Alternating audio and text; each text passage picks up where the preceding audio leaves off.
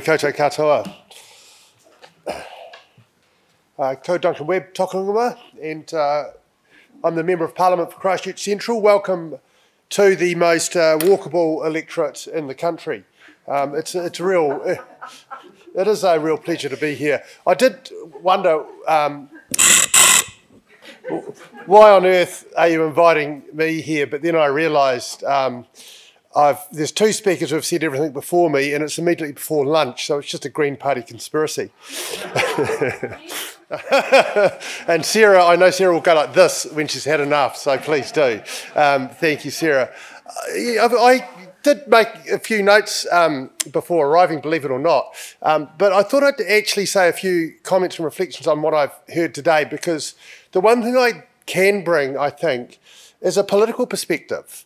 And, you know, we've got technical experts here, and, you know, we've got the Chief Transport Advisor for the government here, so I'm not going to tell him how to do his job. And we've heard a lot about it, but this is political.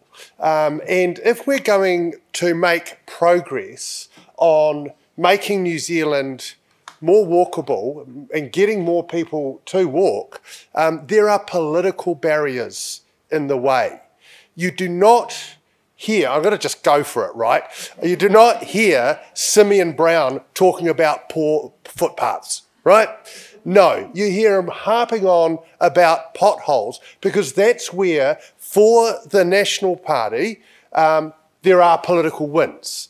And so if we think about what we've got to do, what I've got to do in my job, and Sarah in hers, and anyone who's in government who is a political voice, not a part of the ministry or the bureaucracy or the council, but part of telling a story and bringing people along, we've actually got a lot to do. And, you know, it's election year, so not that it's just election year I do it, so I'm out and about a lot. I'm on street corners. I'm doing a lot of walking at this time of the election cycle, but I'm on street corners talking to people, and there is a genuine, a narrow but genuine belief out there that there's some kind of war on cars, if you like, but worse than that, that there's some kind of government plot to make people's lives more difficult.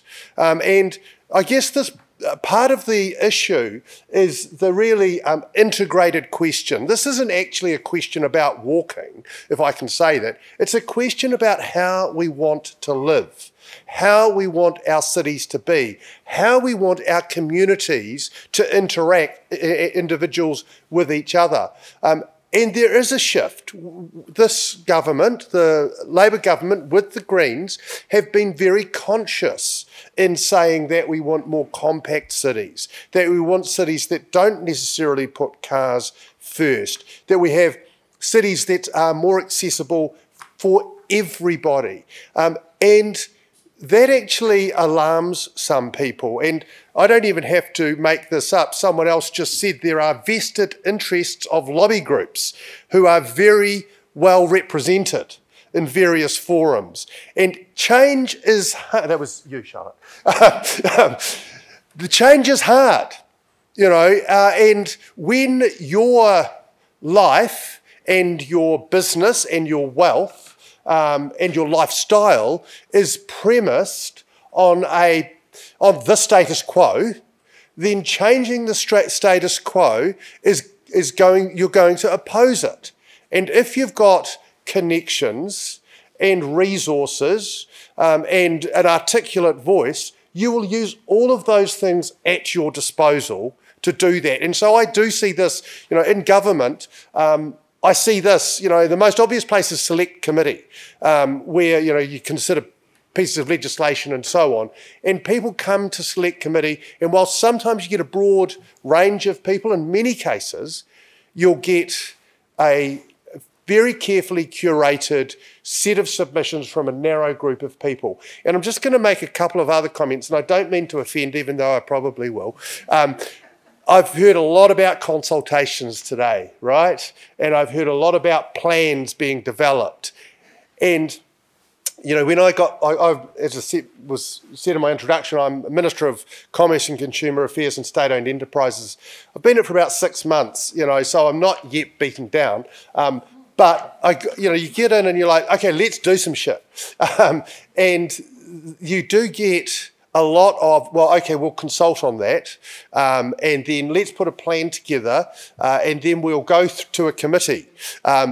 And there is a real danger of consultation fatigue and paralysis, because at the end of the day, what we've got to win is not a committee, it's hearts and minds.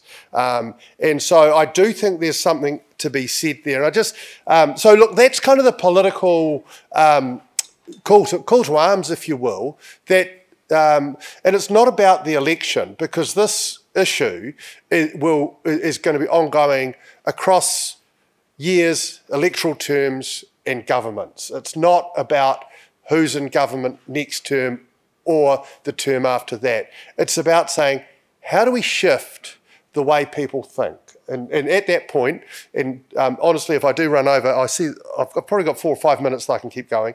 But I do want to make a couple of points about walking more generally that strike me. And I'm no John Minto. I don't walk 5 hours for a cup of tea.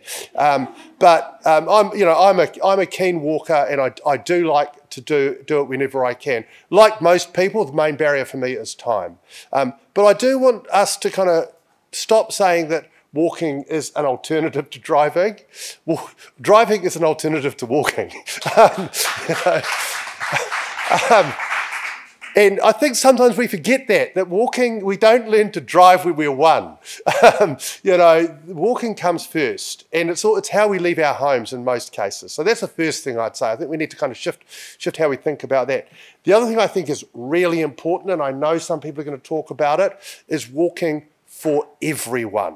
And it's easy to look at me and go, oh, good on you for walking here through the rain and, up some back alley. But people have different kinds of mobility is one thing, that's obvious. But also people have a different approach. They're different, their if you like, their attitude to walking is different. I don't know what it's like to be a Muslim woman walking down the terrace, right? But I'm imagining it's nothing like my experience. So let's think about that when we come to talk about what walking means and how we make walking to be for truly everyone. I won't list off the different kinds of people we need to think about, but you get, I think you get the gist there. And yeah, look, I guess that's probably really all I need to say. But I must say, look, I'm really happy to engage in a conversation around what walking is, but also how we address the political question of shifting the attitude from walking being a kind of nice to have that we should probably make a little bit of space for, to walking as being fundamental, and kind of fundamental to being human, fundamental to being connected with our communities, fundamental to leaving home and going to the shops and socialising with our friends. So with that, I'll put aside my lecture on the economics of walking and leave you with a political call to action on how to get people walking. Kia ora.